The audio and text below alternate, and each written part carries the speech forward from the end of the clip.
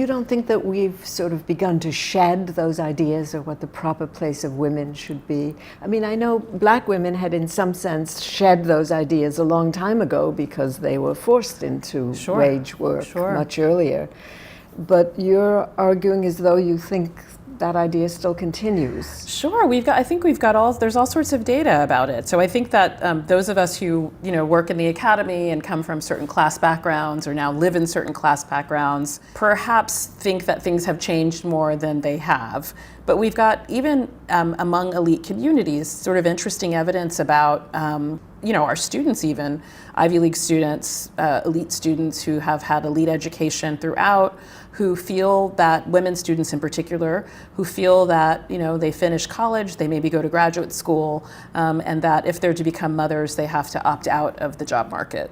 Right? But they opt out only temporarily. No, I mean, sometimes they fully opt out, or even if they opt out temporarily, those years of 4 years or 5 years that one could be being mobile in the workforce, could be networking, could be, doing what one needs to do to extend one's career trajectory, are in many cases lost. So, I mean, it's a choice, and it's the choice in this case of elites, but it also comes out of a sense that, this is what women are supposed to do.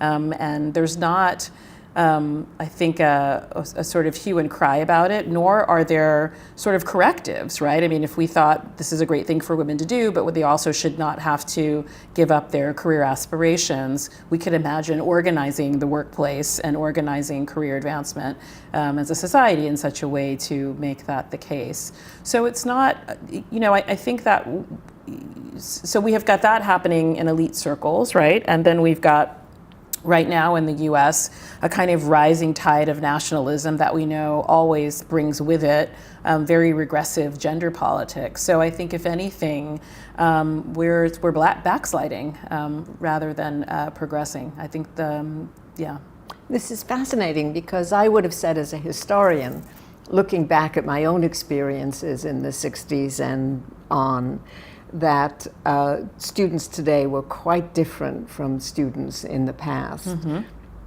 That if you asked a classroom full of women students today what they wanted to be when they grew up, or they would all have some, creative. Very few of them would say, well, I'm going to marry a doctor and become a doctor's wife. Whereas in the 60s, that might have been an answer that you got fairly frequently. But you're saying that what I often call the gendered imagination has not changed that much. I don't think it's changed that much. I mean, let's say, maybe the aperture has sort of opened a little bit, right? So you could imagine in a classroom posing that question and getting that full spectrum of responses, right? And so I think what second wave feminism allowed was the articulation of more choices and what one's life might be. But I think that the sort of social pressure for women of various classes to take on, certain roles that are in some ways quite typical roles for women, whether or not they're articulated as choice or not, remains true. And I think that, but the register has shifted a little bit, right? So if we think about something like the Me Too movement,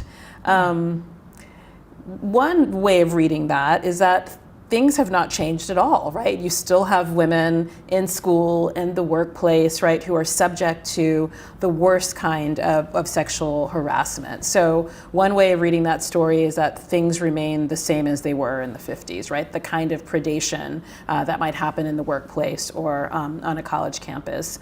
But on the other hand, right, and this is where I think the spectrum gets a bit broader, we certainly could not have imagined that in the 1950s, the galvanization of a social movement around the articulation of the wrong of sexual harassment, of rape culture and sexual assault.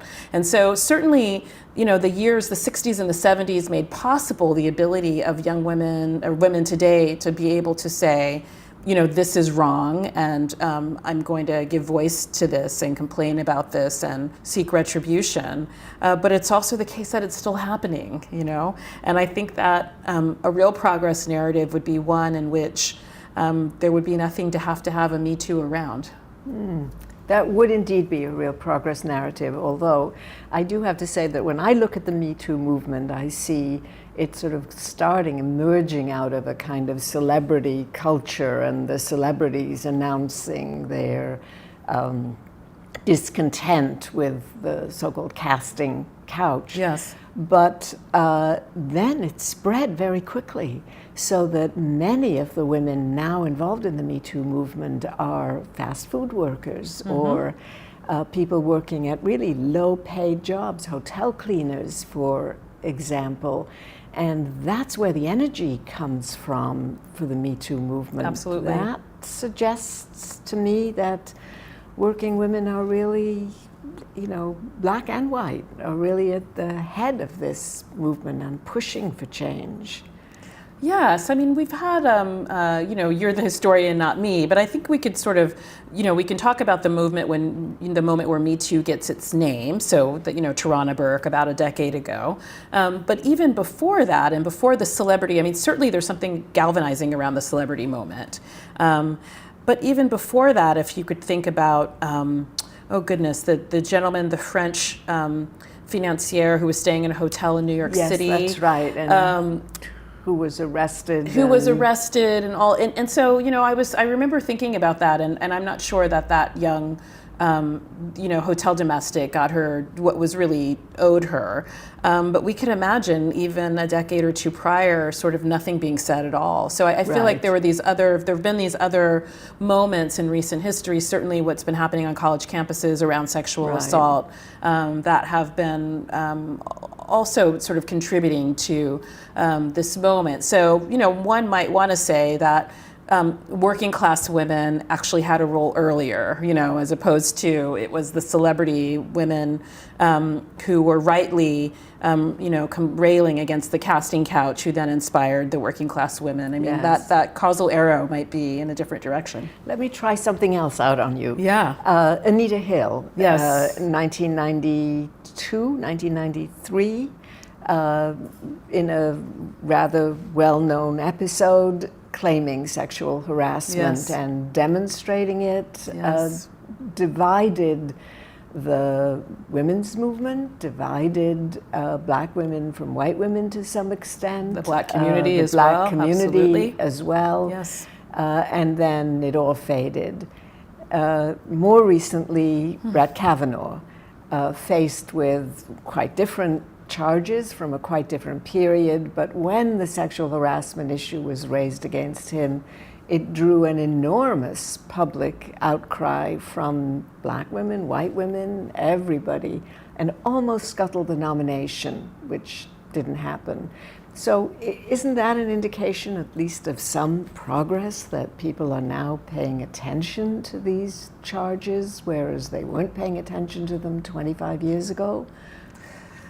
Gosh, yes. I mean, I think the progress might be that, and in fact, because of Anita and other brave women, we now have a kind of language as a national community to talk about these things. So I think that, Anita is a friend and a personal hero of mine, and I think that what she, to the extent that there's progress in this space at all, we owe it to Anita, and it's not progress that did not come with costs. I mean, it's been, I think, a quite painful journey over many, many decades.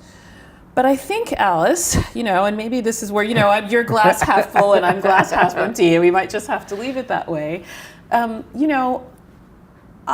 was actually stunned by that we couldn't quite pull it off. I mean, that this serial behavior, serial misogyny, was not enough to, as you said, almost scuttled, but indeed did not scuttle it in the end.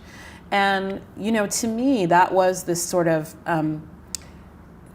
this investment in a kind of patriarchy that both men and women still won't let go of, right? And that people get something out of, right? That there's some kind of, psychic or even material sort of reward or satisfaction in having that kind of sort of conservative retrograde understanding. So, there were lots of things that were different here. I mean, I think that Anita was not believed, and some circles she was widely reviled.